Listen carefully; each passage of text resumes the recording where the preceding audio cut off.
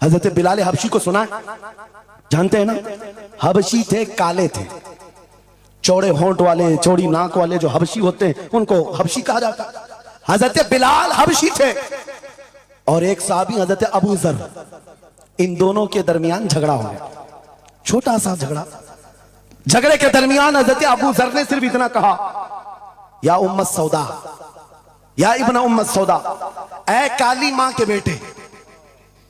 حضرت بلال کو اتنا کہا، کالی ماں کے بیٹے۔ حضرت بلال کو یہ بات لگ گئی اور دل میں یہ بات رکھا اور حضور کی بارگاہ میں آ کر کہا، یا رسول اللہ دل دکھتا ہے۔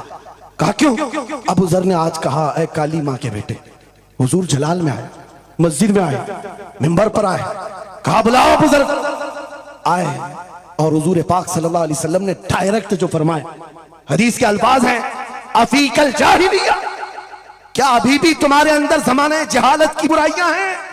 3 بار کہا اور اس کے بعد حضور غضبناک ہو کر جیسے ہی اندر گئے، حضرت ابو ذر تڑپنے لگ گئے، بے قراری، دوڑ کر کے آئے، حضرت بلال کا ہاتھ پکڑا، کہاں ہے بلال؟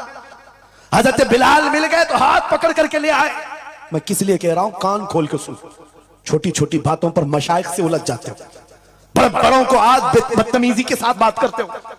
صحابہ میں حضور نے جو محبت ڈالی تھی کس بنیاد پر؟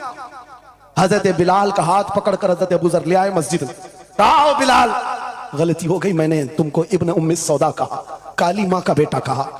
حضرت بلال کہتے وہ بات ہو گئی، ختم ہو گئی۔ کہا نہیں، ختم نہیں ہوئی، میرے نبی ناراض ہیں، آقا ناراض ہیں۔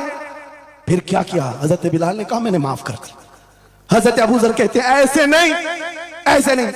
حضرت ابو ذر نیچے زمین پر سو گئے، کہا بلال تم اپنا یہ کالا پاؤں، اس کا تلوہ میرے چہرے پر رگڑو، چہرے پر رگڑو، تاکہ مجھے احساس ہو کہ میں نے کس سے الجھا ہے، کس سے الجھا ہے۔ اپنے آپ کو نیچے لٹا دیا، کہا بلال اپنا پاؤں میرے چہرے پر رکھو، احساس جب ہو جائے نبی کے غلاموں۔ حضرت بلال کندھے پکڑ کر اٹھاتے ہیں، کہا ابو ذر کیا کر رہے ہو؟ میرا پاؤں تمہارے چہرے پر؟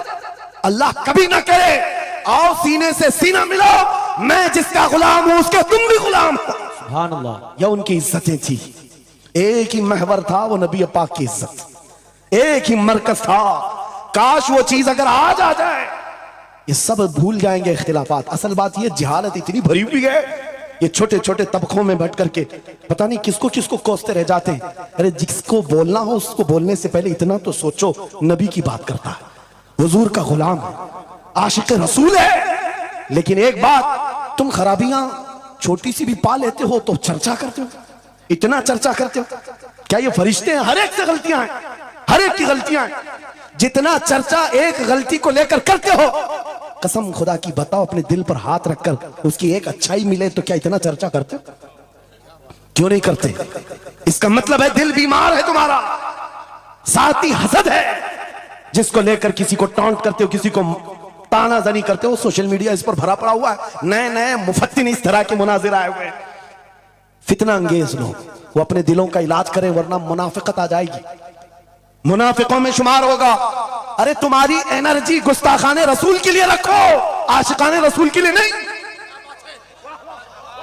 جتنی طاقت لگانا ہے ان کتوں کے خلاف لگاؤ جو نبی پر بھونکتے ہیں اور جو زندگی بھر نبی کی عظمت کی نوکری کرتے ہیں، تمہاری زبانیں ان کے لیے کھلتی ہیں۔ بہت عمدہ۔ کیسا المیہ ہے، کیسا المیہ ہے۔ زندگی بھر نبی کی نعت پڑھنے والے کو ایک کوڑا کرکٹ جمع کرنے والا سبزی بیچنے والے کے سامنے کھڑے ہو کر اپنا ایمان ثابت کرنا پڑ رہا ہے۔ بڑے بڑے مشائخ کو آج سرٹیفکیٹ دکھانا پڑ رہا ہے، میں بھی مومن ہوں، میں بھی مومن ہوں۔ اور کس کے سامنے؟ گلی کوچوں پر، نکڑ پر بیٹھ کر کے مناظرے کرنے والوں پر۔